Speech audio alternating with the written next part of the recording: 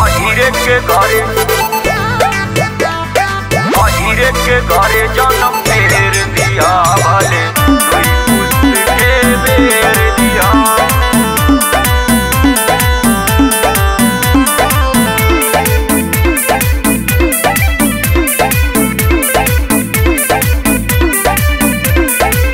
कृष्ण जी के वंश रही हम जिगर जैसन शेर दिया। कृष्ण जी के वंश रही हम जिगर जैसन शेर दिया। अहिरे के घरे जन्म फेर दिया भले दुई पुस्त के बेर दिया। अहिरे के घरे जन्म फेर दिया भले दुई पुस्त के बेर दिया।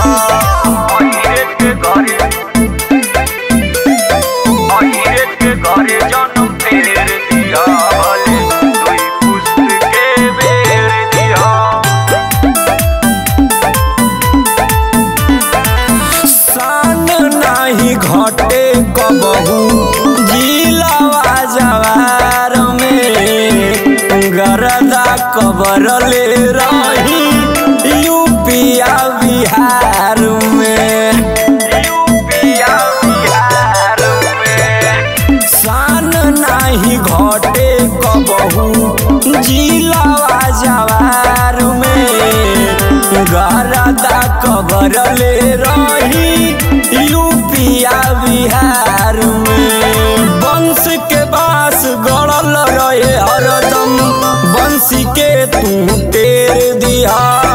अहिरे के घरे जन्म फेर दिया भले दुई पुस्त के बेर दिया। अहिरे के घरे जन्म फेर दिया भले दुई पुस्त के बेर दिया। अहिरे के घरे जन्म फेर दिया भले दुई पुस्त के बेर दिया। रहे हनुमान जैसा भुवर के करे जा।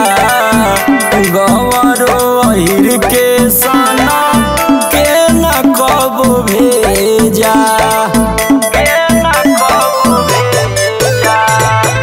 रहे हनुमान जसबा नरसी के करे जा।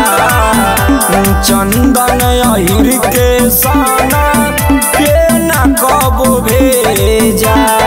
आफत विपत के तनो आवे बदरा बन के घेर दिया। अहिरे के घरे जन्म फेर दिया भले दुई पुस्त